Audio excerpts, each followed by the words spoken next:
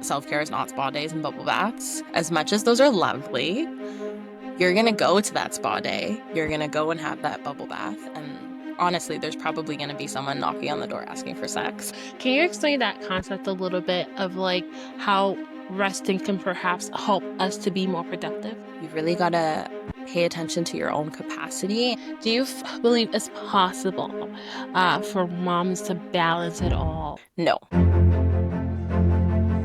Wait, so before we get into the podcast content, I want to ask you for one favor.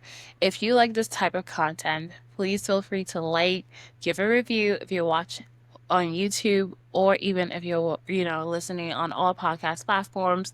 Subscribe if you're on YouTube, be a follower on the podcast platform, and so that I can get more and more of my guests on this podcast and on this content. Thank you, and I really appreciate the favor. So let's get into the guest. Today's verse of the day is Psalm 91, verse 1.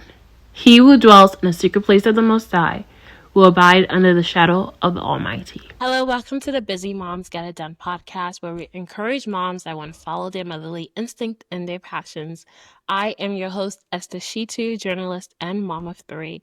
This week's guest is Siobhan Bingham. She's a mom, wife, teacher, and a certified wellness and life coach. She's also the host of the Overwhelm Mama podcast, which is great. You guys should go listen to it. Thank you so much for joining us on the podcast. Yeah, thank you so much for having me. I'm really excited to be here. So I like to start by just asking my guests when they were a child, where did you envision or what did you envision motherhood to be? Like, is it something that looked stressful to you? Were you like, oh, I want to do it? Were you the person that's always playing with dolls and had a baby? What was your perception like as a baby? I feel like so many of those at different times, right? So I grew up in a mostly single mom household. My dad was kind of in and out for the first few years, and then they fully split. And so I have two much younger sisters than me. So not even just dolls, but actual babies were in my house that I was playing with all the time. So I was always very like excited to be a mom. I loved the idea of being a mom, but I absolutely knew that I never wanted to be a single mom. And so that to me was a really big distinction. And I was like, I need to make sure, like, I don't want to just be a mom and like try to manage it on my own, because I saw how difficult that is. And single mothers are superheroes that I am not.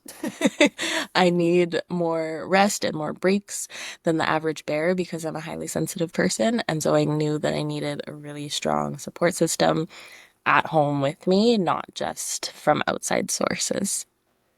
That's very interesting. Did you kind of always think I'm going to do the mom thing and also follow like a career passion, or were you thinking, oh, I'm just going to be like a mom? I think I always was like, yeah, I'm gonna have both. Like, I'm always gonna have a career too. And now that I am a mom, I think that's really solidified that I can't just stay at home all the time, without some external mental stimulation as well. Whether that's me taking courses and learning new things, it's me working on my business, it's me coaching, it's me like doing lesson planning, whatever it is, I need to have a little bit of oomph beyond like the Miss Rachel type level. Yeah, I definitely understand that. I think that when we are moms, a lot of things changes at the same time. And so we're like, oh, I love my kid. But then you start to like be like, what is my identity outside of the kid? And so there's that like aspect of it as well. So what was your journey into motherhood like? You mentioned that it was very important to you that you had a support system. How did you ensure that that support system was there? And can you also say if it was everything that you thought being a mother, was it everything that you thought it would be? Yes and no. I think as any mom could relate to, I definitely love like being a mom. I love the connection with my kids. I love seeing the world through their eyes and like exploring new things.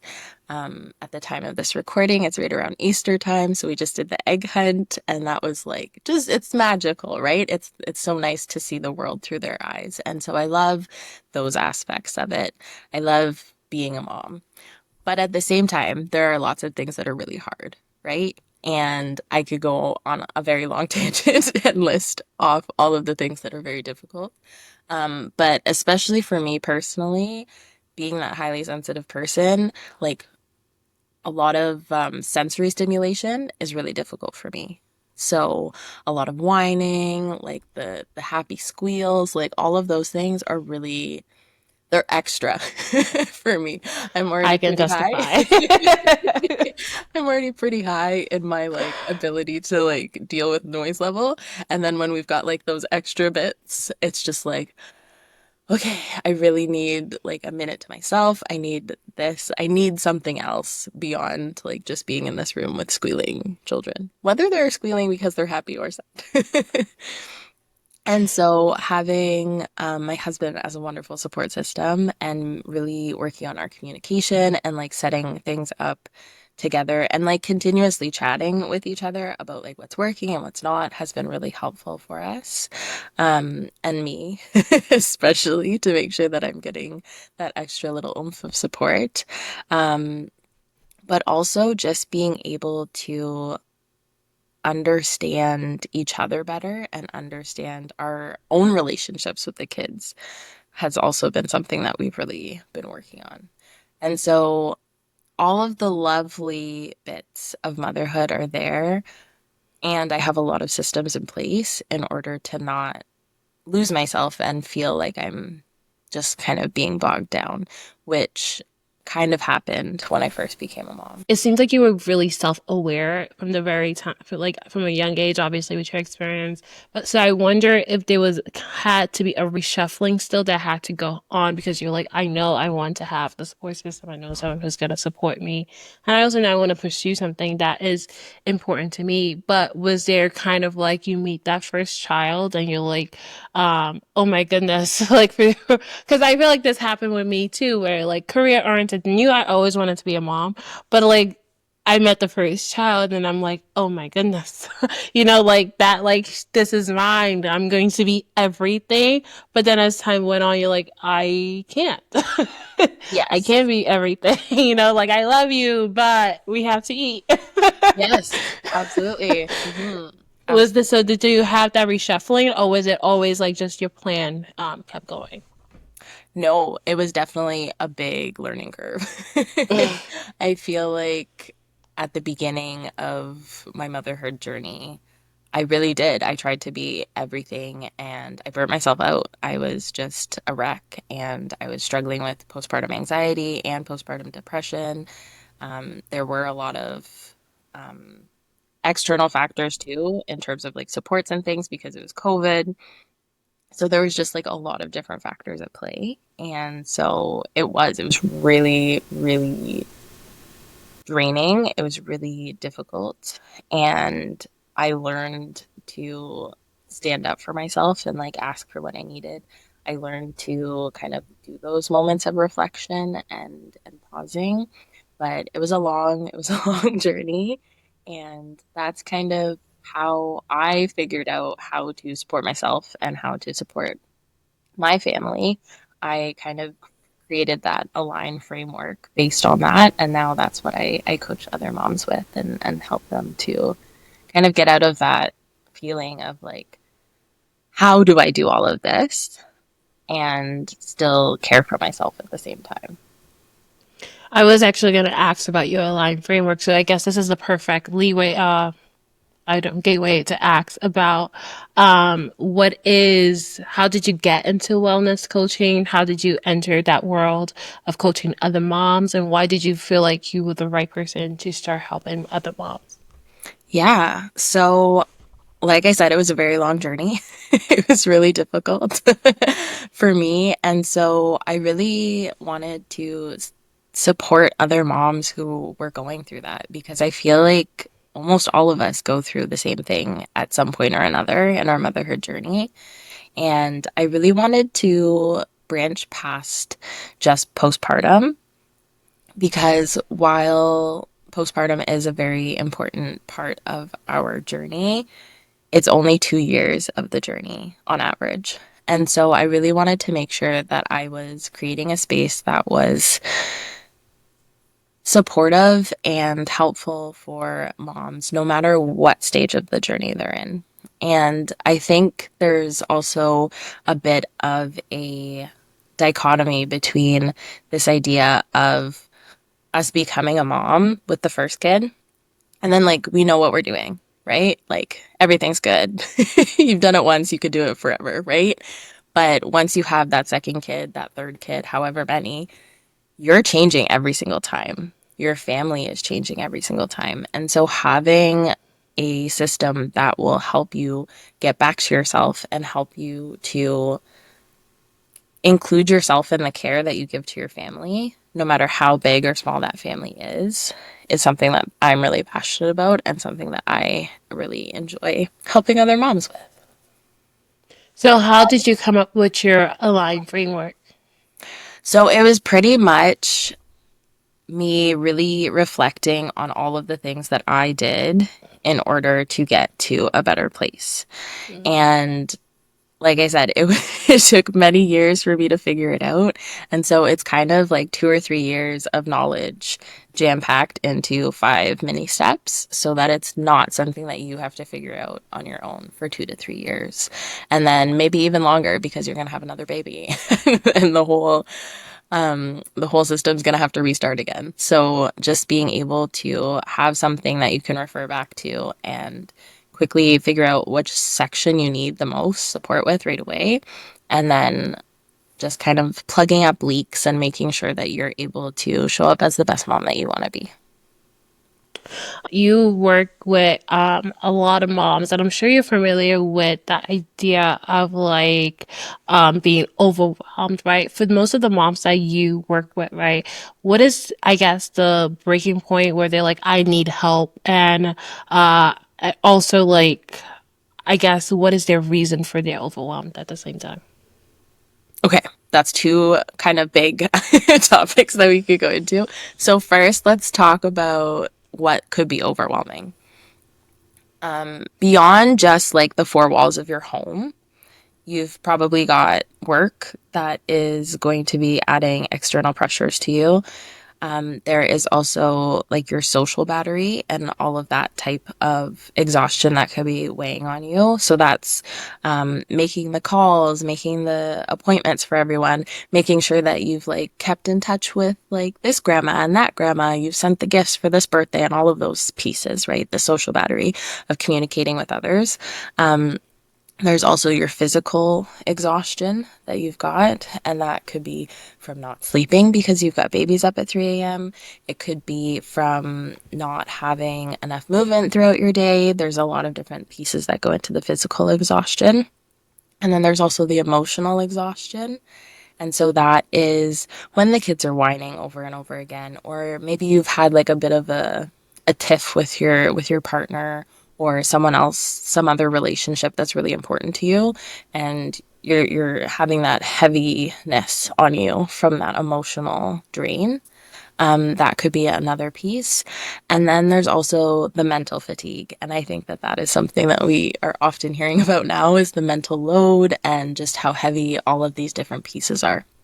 And so when you combine all of that, that is a very heavy suitcase to be holding and dragging through an airport. And so there needs to be ways that we can kind of unload that so that we're reducing that overwhelm. And then I forget the second part. Can you, can you say? No, what is the breaking point? Because a lot of people do feel that overwhelmed, like you said, like every single day, maybe like, oh, I'm done. I'm done for the day. Let's just shut the door and go to sleep. But what is that breaking point? Is it that it comes day after day after day where you just hit like, I need help? Or what do most women that you work with feel? I think the biggest breaking point that really calls women to like want to get external support is when it's something that's really affecting their relationships. I think that's the biggest thing.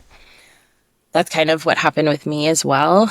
I ended up snapping at my then 2 year old to just like go to sleep already because I was so tired by the end of the day, right? And she had a nap that day, even though she had mostly dropped her naps. And so it was like 11 p.m. and we still weren't sleeping, and I was exhausted, right? And so there's usually some critical moment like that where you snap at someone that you love or you really drop a ball at work or at home and you just feel like I can't do this anymore. This isn't working. I need help to figure this out. I wanted to shift gear and talk a little bit about guilt and the guilt that a lot of moms feel. What have you learned is what leads to mom guilt for working moms? I think the biggest piece for mom guilt is the societal expectations that we have that we are supposed to do all of these things and like smile through the exhaustion and like be the perfect like trophy wife and be able to like do all of these things without complaining and without whining about it ourselves, right? But it's impossible to do that. It's impossible to be able to run every aspect and every area of your entire life at full throttle every single day. If you relate yourself to a car, right? Your car needs regular tune ups to make sure that it keeps running properly. It needs extra oil, it needs extra gas, it needs extra washer fluid, and you need to be able to take it to like get the tires torqued and all of these little pieces, right? Things that you don't necessarily think about on a day to day, but they need to happen. Otherwise, your car is going to break down on the side of the road. Mm-hmm. So the same is true for you. You've got to be able to have those small moments of being able to make those tweaks. Otherwise, you're not going to be able to keep going. And so I think there's this expectation on us that we're meant to be able to do all of those things and just keep going no matter what. And especially when we see like Ashley and Joanne on Instagram and they've got like the perfect like kitchen island that's perfectly cleaned off all the time and they've got their kids like beautifully dressed and they're like in full makeup and like heels and that's just not a reality. That's their highlight reel too. And it's not showing real life. And so we often feel this guilt that we're not doing enough, even though you're likely doing more than enough. And we're also getting this guilt whenever our time is kind of drawn between the two different places because we have all of this importance that's happening at home and we're having all of these important pieces that are happening at work.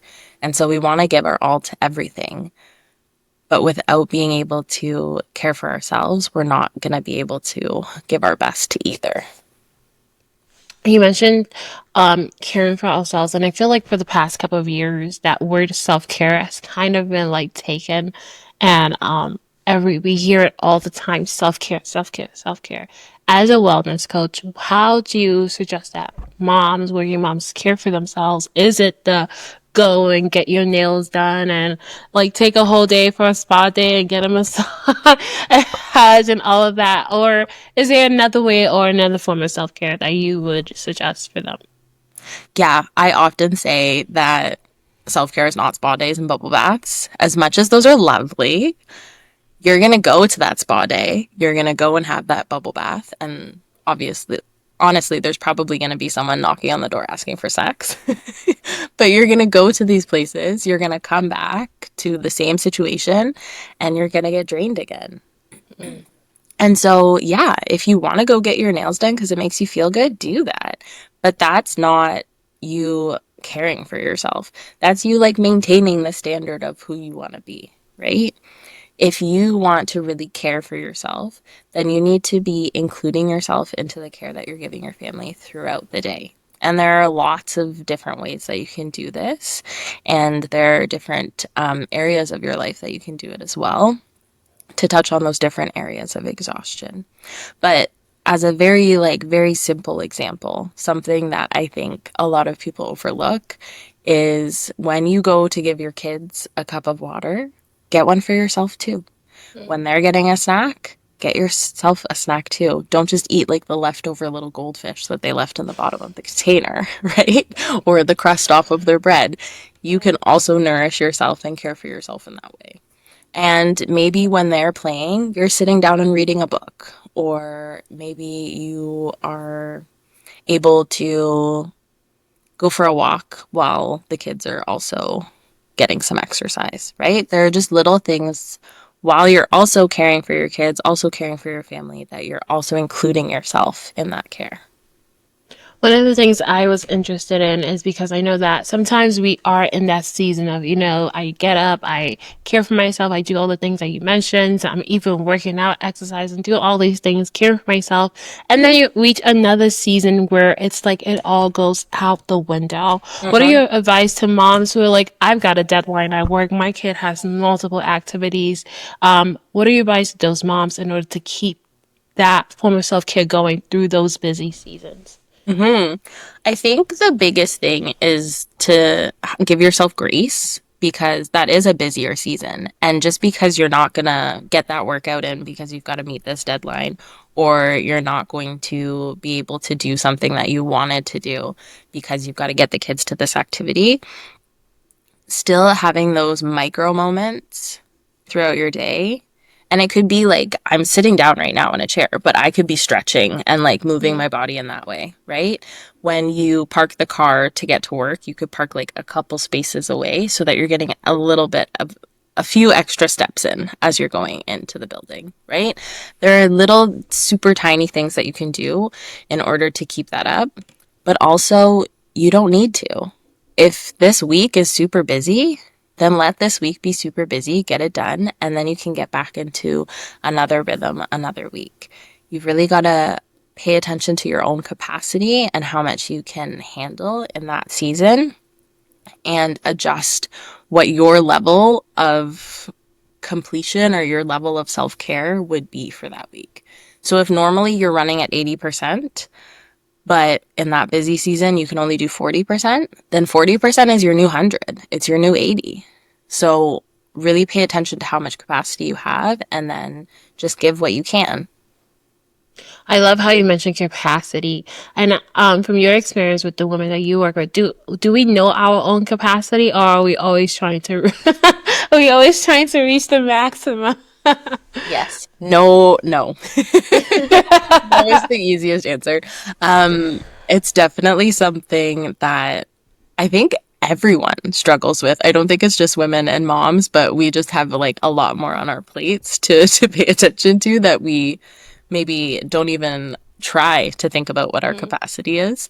But it is something that people really struggle with. I'm actually working behind the scenes to try and come up with something to help people to measure their capacity a little bit better and understand that piece of it a little bit better because I think it is something that's really important for us to fully grasp because you're not going to be able to do any of the things that you want to do if you're at a low capacity. And if you don't know you're at a low capacity and you're trying to reach that 100, that's a recipe for disaster. I did listen to a couple of your podcasts, and one of the things that you mentioned was rest, and how sometimes, like, we think that rest is kind of like stealing away from what we're supposed to do. Can you explain that concept a little bit of like how resting can perhaps help us to be more productive? Yeah, I could go on about this forever, but I'll try to be as succinct as possible. Again, if we're thinking of, let's go with our phones. Our phones are always in our hands. We've always got them around, right? Except when they need to get plugged in. And so when we have this wonderful piece of technology that we use to communicate with people, that we use to plan things, all of these wonderful things, it's this like multi-tool miraculous, right? We are like that phone. We can do all of these things. We can be in all of these places, do all of these wonderful things. But just like the phone needs to charge and reset in order to work and be productive, you also need to charge and reset yourself in order to be productive. And you don't have to rest like for 10 hours at night and then like have an hour after work of like chilling on the couch. That doesn't need to be what rest looks like for you in order for it to be productive, but you need to be able to see what your capacity is like and understand when you need to have that little plug in and then utilize rest as a tool in order to get yourself to the next level. Because if you try to keep going, your battery's going to die and you're going to get sick, you're going to end up crashing, something worse is going to happen if you don't use that tool to plug in. Nice. One of the things I use, one of your resources, what you call the energy acts. What are the energy acts? How does it work? And why do you think they're so effective? Yeah, so the Energy Hacks is my freebie that anyone can go ahead and grab. And though it's like a menu that you can put out on your fridge, you can have it on your phone, whatever is most useful for you and however you like to learn. But they are all quick things that you can do in order to have that little plug in 20 minutes or less. And so there's one line of menu that's 5 minutes or less. I think the shortest one is like 30 seconds. So, really, really intentional, short things that are giving you a little burst of energy. Then the next one is 10 minutes or less, and the final one is 20 minutes or less. And each of them are different things that you can try throughout the days. And I think that they're really effective because they are giving you that tiny little boost. And as you kind of play around with them and see what works and what doesn't work for you and what you prefer to do, then you have this wonderful toolkit that you can draw on whenever you're feeling like you need a little boost of something. And maybe before you didn't know what you needed. So you're a coach to help moms, obviously. Do you believe it's possible for moms to balance it all? Why? Oh, why not? No. I Okay. think that balance is a tricky word Okay. because when we think of balance, it's kind of like this perfect scale, right? There's no motion, everything is perfectly still, perfectly balanced. But that's not realistic for Mm. how anything in the world works. I'm looking out my window right now and there's wind moving things around, there's rain falling from the sky. There's constantly stuff that's in flux and moving. And so when I want to achieve balance in life, I want to see those scales kind of balanced. I want to see them kind of moving up and down, like getting closer, but they're never going to be statically balanced. You're never going to have that perfection because perfect doesn't exist. Mm. And so I don't think it's possible for us to achieve full balance, but I do think it's possible for you to achieve your own rhythm and flow that works well for you and the season that you're currently in. I like that. I like to use the word rhythm, right? It's like it's kind of like a beat, right? And the beat Yeah. can change. It can go fast, or it can go slow, or Mhm. it can be just like you're just going as like at your own pace, right? Yeah. And so I think that's why that word is like it stands out to me, you know. Yeah. Yeah, absolutely. And I like to call them rhythms rather than routines and things like that because routines are kind of rigid again, right? We don't want anything to be too stuck because mom life is busy. We're constantly going to be going through some flux somewhere. So it's really important to have that flow and that rhythm in our lives. Very important. So we're kind of getting to the end. So I'm gonna ask the questions that I usually ask at the end, which is like, what sacrifices do you make for with your motherhood or your career for both success? And what sacrifices did you see other women making? This one, I really liked this question because there's kind of two ways that you could answer it. So, in terms of sacrifices that I have made, in terms of career, I would say that I have lost some time with my kids by choosing to continue to work outside of the home and choosing to work inside of the home sometimes as well. And then I would say that I have sacrificed some of my, it's not productivity, but like the extra hours that I would have normally put in at work. I'm more efficient in my time now. Hmm. But what I like to do with the word sacrifice, especially with motherhood, is I like to reframe it as sharing. So rather than I'm losing something on both sides, I'm sharing my time with my kids with other supportive people in my life that are caring for them while I am pursuing my career goals. And then the same is true for work. So while I'm coaching, while I'm teaching, I am sharing my ability to do those things, and I'm also sharing myself with my kids, right? So I'm able to have that rhythm, have that balance a little bit more rather than have it be like I'm losing a part of something all the time. I'm sharing those pieces with other people. I like the word sharing. It's like a glass half full perspective Yeah. instead of the words sacrifice. So Yeah. I like it. I like it. Hmm. In your opinion, you already said that you don't believe that balance exists, but can women have it all, right? How can they be the mother they want while still doing what they want to do and still keeping that part of themselves? So this one is a resounding yes. You can absolutely have it all in that sense. Um, Whatever work it is that you're finding that lights you up and makes you feel that passion inside and get really excited, that's gonna fill your cup. And when you've got a fuller cup, you're gonna be able to share that with your family. You're gonna be able to come home to your kids and have a little bit more oomph because you're so excited about all the things that you did that day. And you wanna share in all of the cool things that you get to do together now. And when you're able to give yourself more to your kids, then you're going to feel more excited about going to work later too, because then you know that they've had that connection time with you. You know that they feel really grounded and solid in their relationship with you to the point where they feel safe enough to go and do whatever it is that they're doing, school or daycare or whatever it is, while you are then at work and filling your own cup. Nice. And then finally, what in what way has motherhood inspired you to go harder in your work or career? And in what way has your work or your career inspired you to go harder as a mother?